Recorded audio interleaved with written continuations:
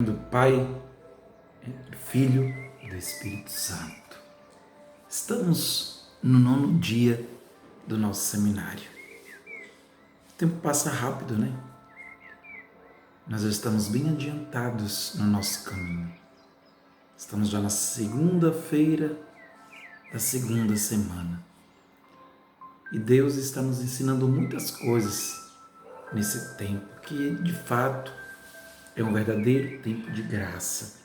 É um verdadeiro tempo da manifestação do amor de Deus por nós. A cada palavra, a cada momento de oração, Deus nos fala, Deus toca o nosso coração, Deus nos cura, Deus nos preenche. Isso é muito bom. Experimentar Deus por meio da oração, por meio da palavra, é muito bom.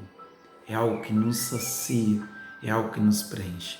E é sobre saciedade, preenchimento, que iremos meditar no dia de hoje. Vamos abrir o Evangelho de São João, capítulo 4, a partir do versículo 4. Jesus devia passar por Samaria. Jesus está caminhando, ele está indo para Jerusalém. E ele está indo de volta para a Galileia. E para sair da Judéia e voltar para a Galileia, Jesus precisa passar por Samaria. E ele então chega a uma localidade de Samaria chamada Sicar, que fica junto das terras que Jacó dera a seu filho José. E ali havia o poço de Jacó. Jesus, fatigado da viagem, sentou-se à beira do poço. Era por volta do meio-dia. Jesus tem sede. Isso é um dado interessante. Deus tem sede. Veja que lá na cruz, novamente nós vamos ver Jesus tendo sede. Ele diz: tenho sede. Lá na cruz, né? Deus tem sede. E Deus descansa. Lembremos do Pai Criador lá no Gênesis, que descansa no 7º dia. Então aqui tem toda essa dinâmica da sede de Deus e do descanso de Deus. O descanso de Deus que não é para um descanso para não fazer nada, mas é um descanso para curar, para amar, para se aproximar e para saciar o homem. Deus nunca descansa. Isso é que São João quer dizer. Deus sempre trabalha. Capítulo 8 de São João, a gente escuta isso. O Filho trabalha sempre porque o Pai trabalha sempre. E o Filho vê o Pai trabalhar. Deus nunca para. Deus sempre está trabalhando a nosso favor. Deus sempre está agindo em nossas vidas. Isso é muito interessante. Mesmo aqui no descanso, Jesus irá ter um contato especialíssimo com uma mulher da Samaria que vai buscar água. E essa mulher se aproxima do poço e Jesus lhe pede: dá-me de beber. Dá-me de beber. Os discípulos tinham ido à cidade comprar mantimentos e Jesus pede de beber a esta mulher samaritana. Aquela samaritana lhe disse: sendo tu judeu, como pedes de beber a mim, que sou samaritana? Ela disse isso porque os judeus não falam com os samaritanos, eles são inimigos. Apesar de que são povos irmãos, porém são inimigos. Eles não se batem, não se falam. E Jesus lhe responde: se conhecesses o dom de Deus, quem é que te diz dá-me de beber? Certamente lhe pedirias tu mesmo e ele te daria água viva. É interessante o jeito de Jesus agir. Ele quer se aproximar da mulher porque ele conhece. O Evangelho diz que Jesus conhece tudo que está no homem. Jesus conhece o homem por inteiro. Jesus conhece o interior do ser humano. Não precisa que ninguém fale nada, que ele sabe tudo de nós. E ele também sabia tudo da samaritana. O primeiro passo de Jesus nesse pedido é que ele quer ver o que a samaritana enxerga acerca da água, da sede e da saciedade. Jesus quer que a samaritana mostre o que é para ela a água, o que é para ela a sede e o que é para ela ser saciada, ter a sede saciada. Ele diz: tenho sede. E ele quer que ela mostre para ele como é que ela que é água para ela, o que é sede para ela, o que é ser saciado. Por que Jesus faz isso?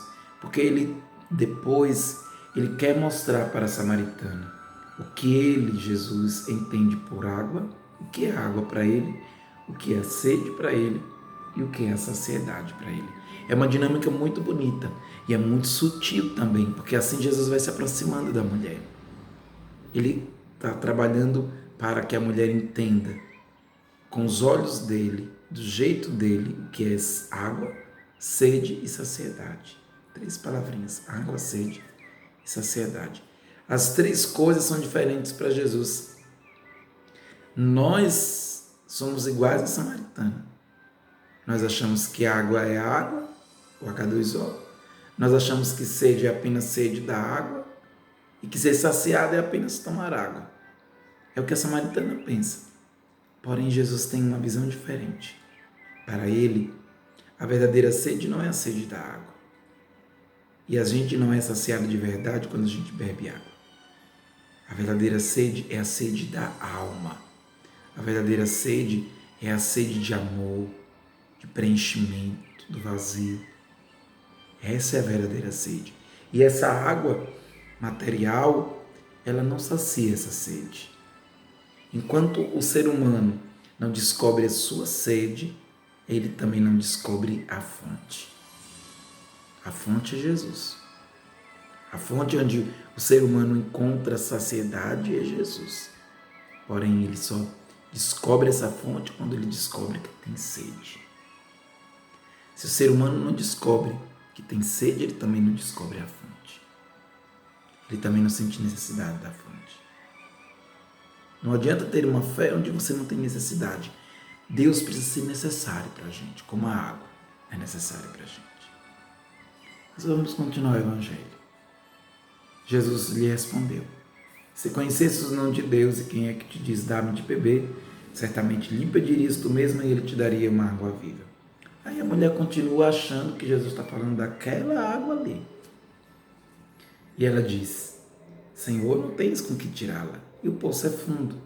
De onde tens, pois, essa água viva? Serias, então, maior do que o nosso pai Jacó, que nos deu este poço, do qual ele e os seus animais e os seus filhos beberam? E Jesus lhe respondeu: todo que beber essa água aqui, esse poço, vai voltar a ter sede. Mas aquele que beber da água que eu darei, esse jamais terá sede. Aqui tem uma verdade profunda para a nossa vida. Todo aquele que bebe da água que Jesus dá, jamais tem sede. Nunca mais terá sede. Aquele que bebe da água que Jesus dá, nunca mais terá sede. A gente só tem sede até o momento que a gente bebe da água que Jesus dá. Enquanto a gente não bebe dessa água, a gente tem sede.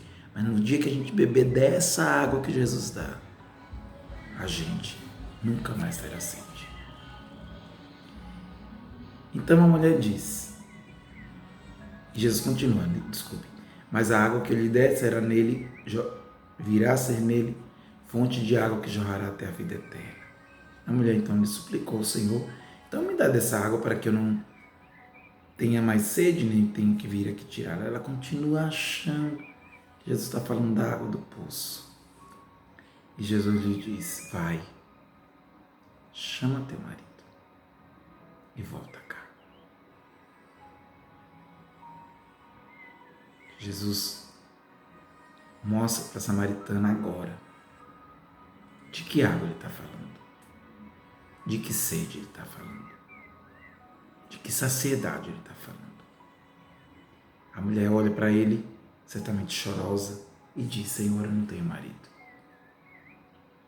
Até aquele momento ela achava que tinha. Se outra pessoa tivesse perguntado a ela pelo marido, ela diria o nome dele. Mas diante daquele que tem a água viva, que conhece o coração, ela não consegue mais mentir. Até esse momento a samaritana mentia para si mesma. que tinha marido, mas ela não tinha. Jesus diz: dissestes bem, não tenho marido, porque tiveste 5 e o que tens agora não é teu. Nisso disseste a verdade. E aqui está a saciedade. Encontrar a verdade. Quando a samaritana se depara com a verdade, ela agora pode procurar preencher a sede. A gente vive a vida inteira procurando preencher essa sede que a gente tem, porque a gente não descobre que tem. Só Jesus pode mostrar para nós que é essa sede. São João vai dizer que o Espírito Santo convence o mundo a respeito do pecado, da justiça e do juízo. E é isso que acontece aqui. O Espírito Santo, a partir das palavras de Jesus, faz com que a mulher perceba onde ela está sedenta, onde é que está o pecado, onde é que está a justiça, onde é que está o julgamento. Por que ela está sedenta? Porque ela não tem marido e porque ela acha que tem. Esse evangelho, ele não está querendo apenas mostrar o pecado do adultério, mas ele quer mostrar o que leva ao pecado. O que leva ao pecado é a sede. A gente muitas vezes reduz o pecado a uma série de coisas que a gente faz, né? É pecado adultério, é pecado os vícios, é pecado não ir para a missa, é pecado falar mal dos outros, caluniar. E a gente vai listando o pecado. É pecado ter compulsão por tantas coisas, comer demais, beber demais, é pecado trair, mentir. E a gente vai dando listas de pecado como se pecado fosse isso, né? Coisas que a gente faz. E aí a gente pensa que basta isso, confessar, estou livre do pecado, porém a gente volta, a gente confessa e cai de novo. E se acostuma. Se acostuma a pecar. Porque a gente está querendo atacar o pecado a partir dele mesmo, mas o pecado não tem que ser atacado a partir dele mesmo. O pecado tem que ser atacado na sua raiz. E a raiz do pecado é sempre uma sede. Por que o pecado é pecado? Por que o pecado é ruim e tem que ser evitado? Porque o pecado tem a ver com a sede da gente. Pecado é quando eu acho que tenho e não tenho. Pecado é aquilo que são as máscaras que eu coloco no meu rosto para não ver aquilo que eu não tenho, aquilo que eu não consigo. Isso é pecado. Pecado é o vazio que está dentro de mim. Então, quando eu como demais, quando eu adultero, quando eu fofoco, quando eu calunio, quando eu mato, quando eu sou corrupto, tantas outras coisas, é por conta de uma sede que tem dentro de mim. Uma sede que eu muitas vezes não conheço, como a samaritana. Ela ia passar a vida toda dela, de marido em marido, sem reconhecer que a dor dela e a sede dela é o que estava levando ela a ter tantos maridos. O pecado não estava ali. O pecado estava ali. Mas o problema não era o pecado em si, era o que levava ao pecado. O problema está aí. O problema é o que te leva ao pecado. O que te leva ao pecado é a tua sede. O que te leva ao pecado é o que você finge para você todos os dias. Isso é o que te leva ao pecado. Quantas pessoas fingem que têm amor, que são amadas. Gastam rios de dinheiro comprando uma roupa cara, só para mostrar que tem.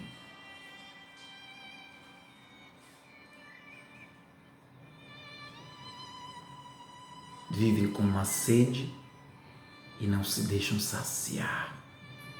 Vivem com uma sede e não se deixam preencher, não deixam que o coração seja preenchido por aquele que tem água viva e que pode preencher. Quem tem água viva é Jesus. E Jesus é aquele que pode nos saciar.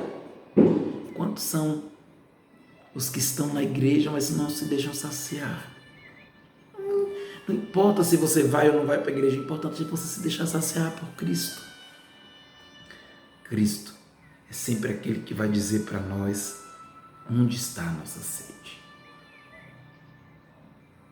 E Cristo é sempre aquele que pode nos mostrar o caminho para a gente ser saciado. A sede da gente é o que nos leva ao pecado. Enquanto a gente não olha para a sede que a gente tem, a gente não consegue reconhecer o pecado. E a gente se engana. Se engana que não tem pecado. Somente quando a gente reconhece a sede é que a gente pode ir para a fonte.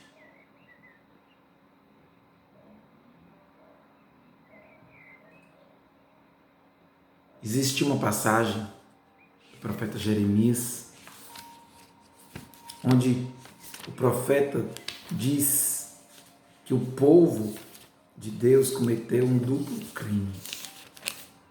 O povo abandonou a Deus, que é a fonte da água viva,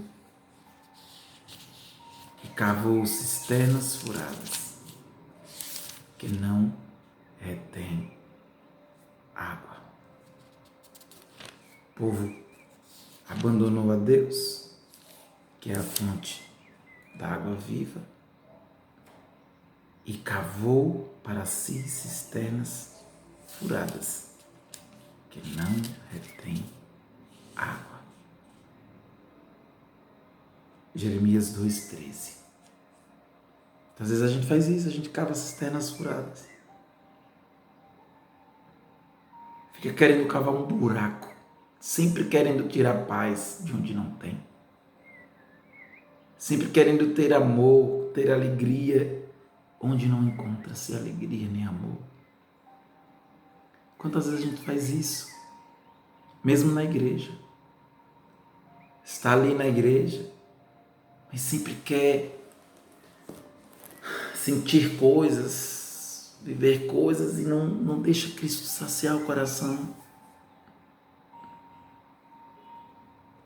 A água viva que Cristo nos dá é uma água que brota de dentro da gente, que jorra do interior. E esse jorrar do interior é pela fé e pela vivência da palavra. A água viva que sacia, primeiro é fé, é passar pela prova e não duvidar de Deus jamais, não duvidar do amor de Deus jamais. E crer na palavra e viver a palavra, viver os princípios da palavra. A palavra de Deus sempre vai nos desinstalar. A palavra de Deus sempre é água em movimento em nós. É uma água que jorra. Às vezes a gente acha que a palavra de Deus é uma água parada, é uma água apodrecida. Não faça isso, não faça aquilo, não faça aquilo outro. E a gente acha que ser santo é isso, é não fazer isso, não fazer aquilo, não fazer aquilo outro. Quantos estão na igreja? Tem que fazer isso, tem que fazer aquilo, tem que rezar tal coisa, tem que fazer novena de não sei o quê, tem que fazer quaresma de não sei o quê, e fica a vida inteira só com isso. Quantos estão na igreja o tempo todo só procurando vídeo do padre fulano, do padre Beltrano, do frei não sei o quê, do frei que expulsa demônio, do frei que tem a água, do óleo não sei o quê, do mel de Nossa Senhora, do mel. E eu digo, meu Deus do céu, que loucura é isso? É mel de Nossa Senhora, mel dos anjos, mel dos arcanjos, mel do santo, mel disso, mel daquilo, a água benta de não sei onde, medalha milagrosa que veio de não sei onde. E o povo, nós corremos atrás como crianças mimadas. Eu quero o mel de Nossa Senhora, porque o frei fulano de tal no YouTube falou que tem um mel de Nossa Senhora. Eu quero o cabelo do anjo que cura o coronavírus, que está na Bíblia, de não sei quem que falou. Eu quero o sal que veio lá da Terra Santa, que padre fulano de tal apareceu em tal televisão católica e disse que vende. Outro dia eu vi um padre, parecendo um pastor protestante. Faça um voto para Deus, coloque dentro o seu voto escrito dentro de um envelope e dentro do envelope coloque dinheiro para honrar o seu voto. Eu disse, meu Deus, isso é o universal do reino de Deus. Isso acontece, e acontece muito. E nós corremos atrás.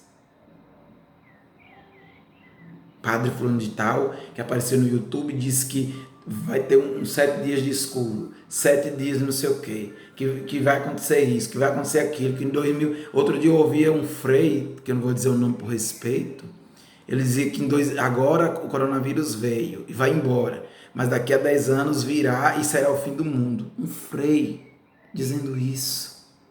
O povo está ficando, desculpe, mas está ficando louco. E isso tudo, meu irmão, minha irmã, é porque a gente não tem buscado a água viva, a gente tem cavado cisternas furadas. E é uma furada mesmo. A gente está cavando ali, está se enterrando, não tem água. Não tem mel de Nossa Senhora, não tem lírio de não sei o quê, não tem rosa de não sei o quê. O que existe é a palavra de Deus. O que existe está aqui, é a palavra e o princípio dela. Viva a palavra de Deus que você vai ver que você não vai ter mais sede. Relacionamentos tóxicos com pessoas que lhe humilham, amigos, parentes que lhe maltratam, que só lhe exploram e você não tem coragem de dizer não. Muitos casamentos terminam, não é porque deveriam terminar, mas é porque chegou a um limite que a pessoa não aguenta mais. Mas chega esse limite que a pessoa não sabe dizer não. Mães que não sabem dizer não aos filhos. Tudo que o filho quer dar na mão. E o filho xinga, o filho grita, eu quero, você não me dá, você... E a mãe vai lá, faz de tudo e dá. E o filho pega um celular novo, joga no chão com raiva, quebra e a mãe vai dar outro. Nós fazemos isso. Maridos que traem, e a mulher está ali fingindo que não está vendo o bichinho. É porque ele trai, porque o pai dele batia nele, ele é carente. Tem uma onda de carência que a gente não sabe nem o que é carência e vai dizendo assim, tudo é carência. Fulano de tal está na igreja maltratando os outros, brigando com os outros, é porque a bichinha é carente. Não, a bichinha não é carente, não.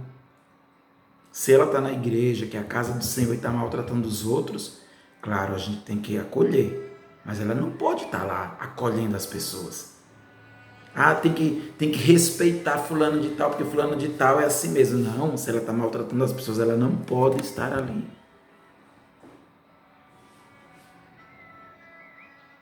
O pregador fulano de tal que se acha o tal e não fala com ninguém. Porque o bichinho... Não tem bichinho certo. O marido bate na mulher, porque ele é sofredor. Não, se ele bateu, é porque ele não presta. Perdoe se está sendo muito claro hoje aqui. Mas tem horas que a gente precisa ser muito direto. Isso tudo é carência da gente. Assim, a gente está querendo água e não encontra. E é preciso buscar essa água viva. Ter coragem, pela palavra de Deus, de dizer não. Se alguém está te fazendo sofrer, diga não. Se uma situação está te fazendo sofrer, diga não. Procure a água viva. O que te sacia? O que você de fato quer? O que você realmente precisa? Busque isso em Jesus Cristo. Pegue o seu texto hoje do seu livrinho, faça a oração e amanhã a gente se encontra. Shalom do Pai.